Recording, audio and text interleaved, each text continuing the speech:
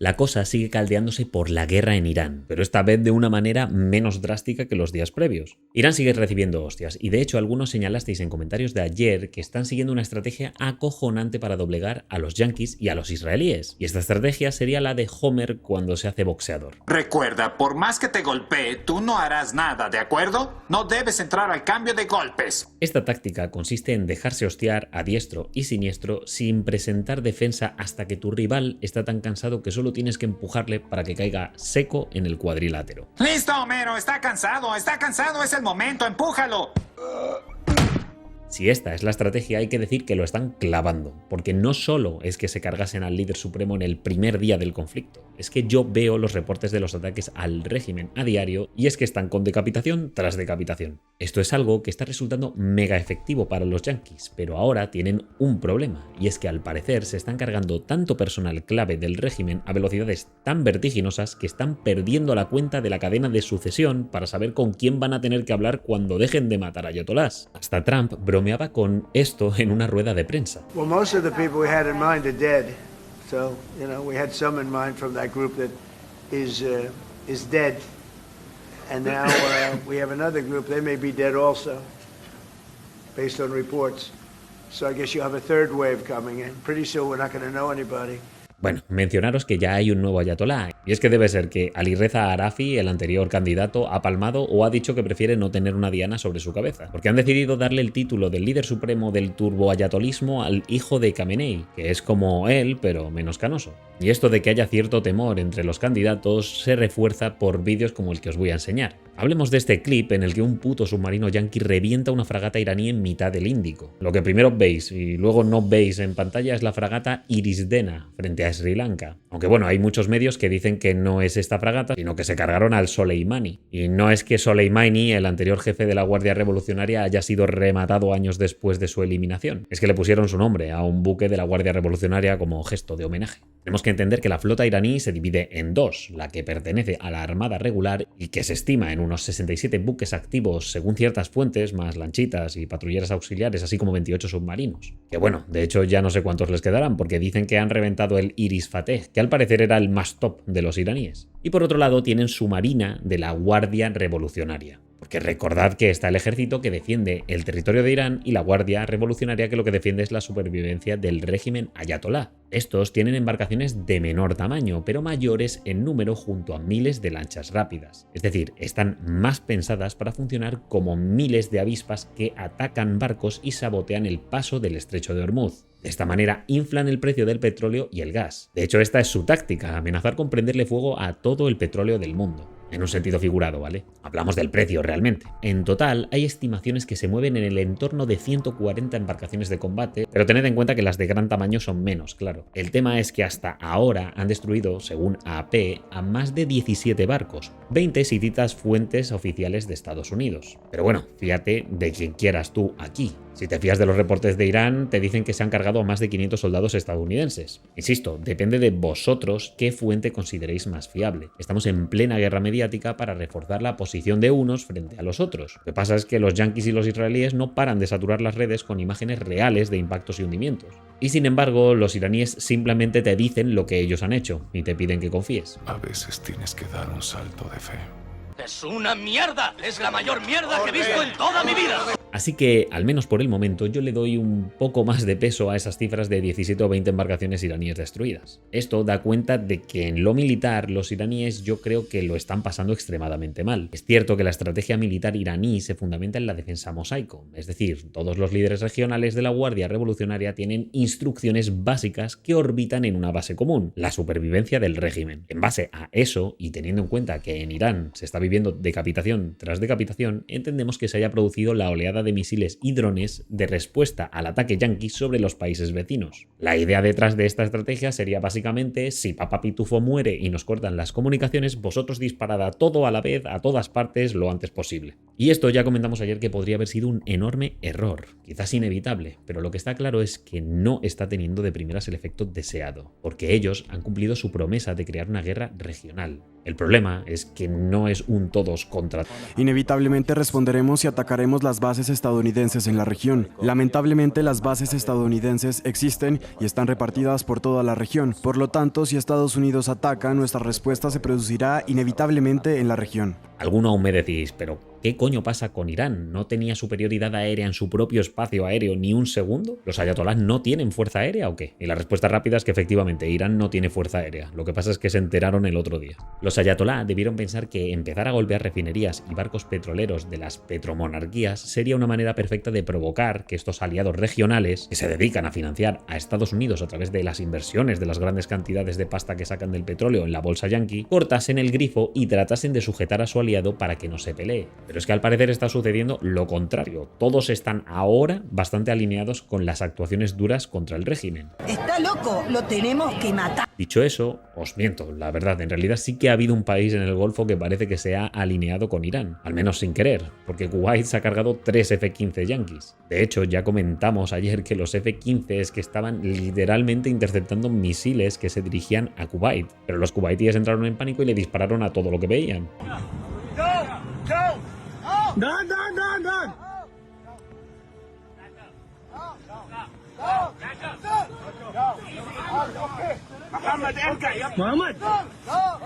You need something to help you? No problem, you're safe. You're safe, you're safe. Everything good? No problem. Thank you for helping us. Everything perfect?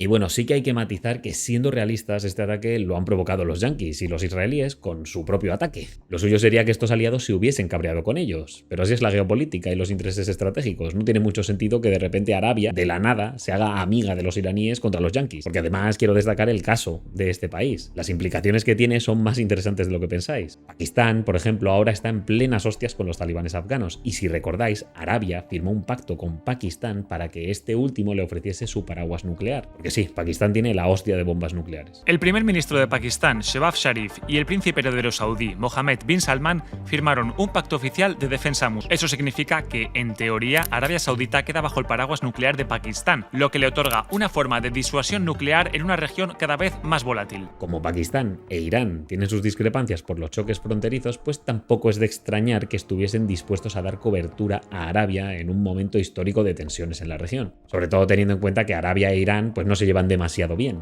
Y Arabia veía bastante realista que los iraníes se hiciesen con una bomba nuclear, pese a que alguno te vendrá con el Irán lleva 2000 años a punto de hacerse con una bomba nuclear según los estadounidenses. Hombre, si cada cierto tiempo los yanquis les bombardean, es normal que se retrasen en ese objetivo. Ya hemos comentado que estamos en un momento de política real en el que todos están aprovechando para empujar su propia agenda. Arabia podría ver mejor salida la de apoyar ahora la caída del régimen iraní más que depender del paraguas nuclear de Pakistán, que está cada vez más tensionado entre Irán, Afganistán y la India. Y no es de recriminar, hasta Europa está dándose cuenta, con las tensiones por Groenlandia en menor medida y la guerra en Ucrania en mayor, que no puede depender de la benevolencia que el gobierno de turno yanqui tenga en ese momento.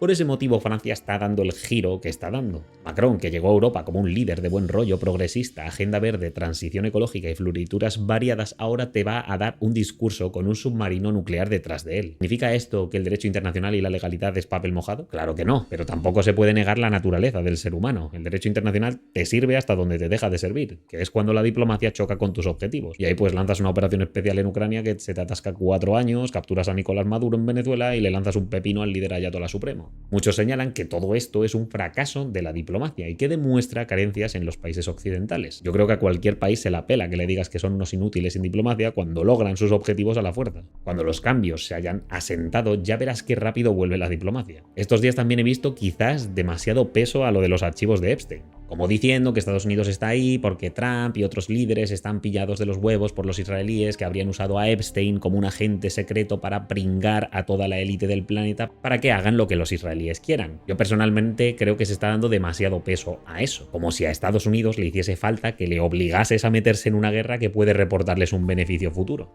Thank you. Now watch this drive. No veo ni a demócratas ni a republicanos diciendo buah, tío, yo en realidad no quería atacar a Irán para proteger a Israel y reventar un ayatolá que no nos es amigable en la región. Pero es que Netanyahu sacó los archivos de Epstein y no me quedó más remedio. Igual que en su momento yo opinaba que a los demócratas no les interesaba lo de Venezuela, sí que creo que en lo de Irán están bastante alineados con los republicanos. Y aún así han querido hacer el teatro de invocar la resolución de poderes de guerra para forzar la retirada. Pero a sabiendas de que a estas alturas iban a palmar la votación porque de momento los republicanos tienen la mayoría. El Congreso de los Estados Unidos está viendo cómo pueden limitar la capacidad que tiene Donald Trump a propósito de las cuestiones bélicas. Es cierto que son más bien los demócratas los que impulsan esta situación, pero también hay algunos republicanos que le están soltando la mano a Donald Trump porque esta cuestión de haberse involucrado en la guerra con Irán le está restando capacidad política al presidente de los Estados Unidos. Es exactamente lo mismo que Pedro Sánchez en España, un movimiento electoralista. La enemistad que se viene fraguando entre Pedro y Trump no es real, es un mero movimiento político. Ahora mismo tiene el partido destrozado en casos de corrupción. Si algo se descabeza más rápido que el régimen ayatolá es el PSOE, que ha perdido la mayoría de la cúpula que rodeaba al presidente español en estos casos de corrupción que se están sabiendo ahora. La izquierda no ve ningún tipo de incentivo en la figura de Pedro, pero claro, si hay algo que está pudiendo renovar ese ímpetu por el líder es ver que se alza como un gran campeón ante las ansias imperialistas de Trump. La posición del gobierno de España se resume en 4 palabras: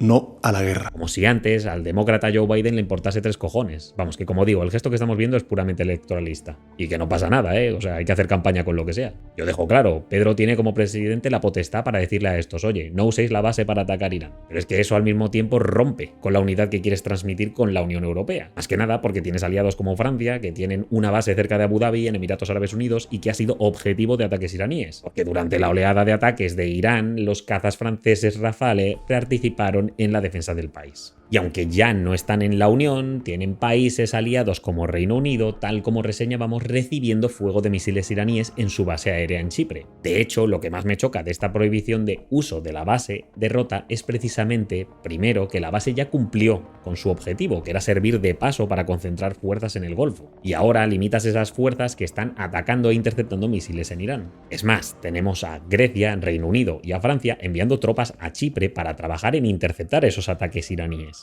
Y al mismo tiempo España ya está valorando enviar tropas, pero no dejas que Estados Unidos use la base de Rota mientras los británicos ya le dejan usar la base Diego García. Es que es el mundo al revés. Reino Unido no dejó usar Diego García para armar fuerzas y en cambio España dejó usar Rota para armar fuerzas. Reino Unido en su momento no dejó usar a Diego García para amasar fuerzas y sin embargo España sí dejó usar a Rota para amasar fuerzas. Ahora que las fuerzas ya están amasadas e Irán está disparando a todo Cristo, Reino Unido deja usar a Trump su base de Diego García, pese al coste electoral que va a suponer para el Premier, que es de izquierda. Y sin embargo España lo prohíbe en Rota precisamente porque Pedro está jugando al oportunismo mientras te dice no a la guerra. Ahora, como anotación final sobre el tema con papel albal en la cabeza, sí que digo algo. Desde hace mucho se ha reportado que Irán usaba a Venezuela para conseguir que sus proxies consiguiesen pasaporte venezolano. Este pasaporte antes valía mucho porque le permitía a alguien entrar en Europa a través de España, que da muchas facilidades para conseguir la nacionalidad si vienes de Hispanoamérica, por los lazos históricos de la región. Quizás esta medida de rechazar la guerra contra Irán es una manera de protegerse ante posibles represalias de células proxy pro-iraníes establecidas en la península. O sea, no es tan locura cuando lees que Hezbollah, un grupo terrorista pro-iraní en Líbano, tenía infraestructura y personal establecidos en España. Y bueno, no sabemos si lo sigue teniendo. El 18 de julio de 2024, la Guardia Civil detuvo a 3 personas pertenecientes a esta organización que servía como cadena de suministro para adquirir componentes destinados a la construcción de drones kamikaze para Hezbollah.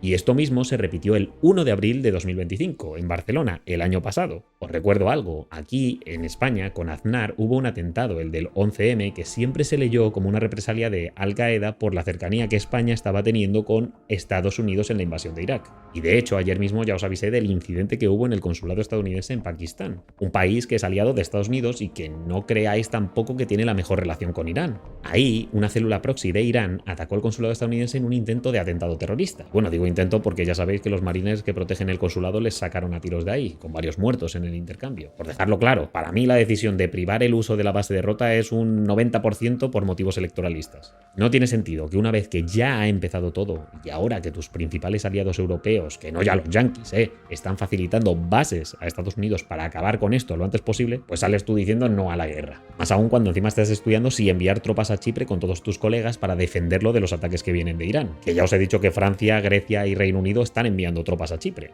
Lo que no quita que esta decisión se puede justificar desde un punto de vista de la desescalada, de la legalidad y hasta de la propia defensa de tu territorio ante la posibilidad de que haya células iraníes ocultas en el país gracias a lo de los pasaportes venezolanos. Con todo y con eso, y con las discrepancias respecto de la Unión Europea, Europa sí que ha salido a cubrir a Pedro cuando Trump ha amenazado con cortar relaciones comerciales, dejando claro que se negocia en bloque con la Unión Europea, no con cada país por separado. Pero vamos, como si esto fuese a privar a Estados Unidos de putear a España si quiere putearla. They were unfriendly, and so I told him we don't want to. Spain has absolutely nothing that we need other than great people. They have great people, but they don't have great leadership.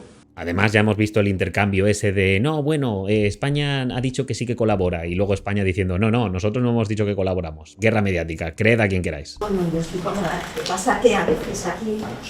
El caso es que lo que ha hecho la Unión es encomiable, porque al final esta Unión, pese a que ya veis que no hay unión para nada en las decisiones, tiene que tratar de proteger a los suyos. El objetivo real debería ser independizarse de la necesidad del paraguas yanqui, pero en tanto se logra eso, la realidad es que no te queda otra que comerte lo que te echen y luego reinvertirlo. Insisto que esto es mi opinión, ¿eh? Dicho eso, quiero comentar algo antes de cerrar esto, que es que Turquía también ha sido golpeada por Irán. El 4 de marzo se detectó un misil pasando por el espacio aéreo de Irak y Siria para poner rumbo a Turquía. Fue interceptado por activos de defensa antimisil de la OTAN desplegados en el Mediterráneo. ¿Qué pasa? Que Irán lo niega, y ya he visto a alguno decir que podría ser falsa bandera. El principal argumento es que Irán dispara en oleadas y eso era un misil suelto. Pero claro, teniendo en cuenta que se detectó saliendo de Irán y pasando por espacio aéreo iraquí y sirio, pues no sé, Rick. Que oye, vete tú a saber. Además, que yo insisto con que Irán está perdiendo sistemas de lanzamiento a marchas forzadas, que los misiles balísticos están quedándose como decoración de estantería, porque puedes tener 4 millones de misiles, no te sirven de nada si te han reventado cada uno de los sistemas de lanzamiento. El Wall Street Journal dice que los complejos subterráneos son el principal talón de Aquiles iraní. Están tan infiltrados que tienen la gran mayoría ubicados y les están reventando las entradas para dejarlos enterrados y cogiendo polvo.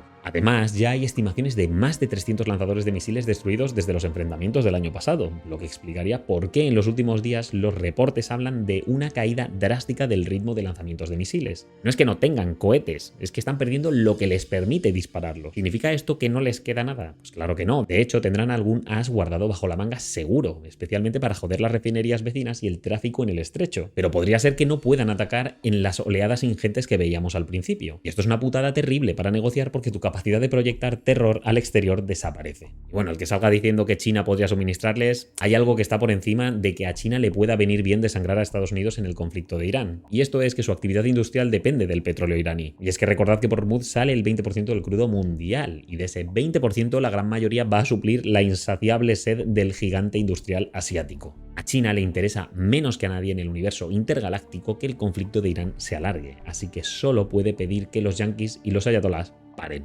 Pero suministrar armamento a Irán lo único que va a conseguir es alargar el conflicto, y a ellos, insisto, les interesa menos que a nadie que eso ocurra. Es más, por el temor al corte de esta arteria, China ya está amenazando y medio cumpliendo con cortar las exportaciones de productos refinados del petróleo como la gasolina y el diésel. Dicho esto, hay otra lectura, que es la de que China tiene un excedente de petróleo almacenado para vacas flacas que supera los 130 días. Es decir, que si China no recibiese petróleo, supuestamente podría aguantar 130 días a todo tren. Esto sin contar con que ellos producen mucho petróleo, que no es suficiente, obviamente, por eso tienen que importar. Y esto sería un argumento que apoyaría la idea de que, en tal caso, China se estaría preparando para desgastar a los yanquis en Irán, suministrando material, pero yo personalmente no lo veo tan viable por lo que ya he dicho, porque una guerra larga en Hormuz no es aguantar, es pagar el barril caro y reventar la industria. Y si encima te pones a armar a Irán, te comes sanciones y te subes tú mismo el precio de la gasolina. Es pegarte un tiro en el pie. Pero bueno, estas son ideas que planteo yo sin tener mucha idea del asunto, así que mejor ilústrame tú, que seguro que absorbes el conocimiento mucho mejor que yo desde el sillón de tu casa. ¿Crees que el ataque de Irán a Turquía ha sido tal cual lo pintan o una posible falsa bandera? ¿Por qué Irán sigue disparando a todos cuando todos se le han puesto en contra?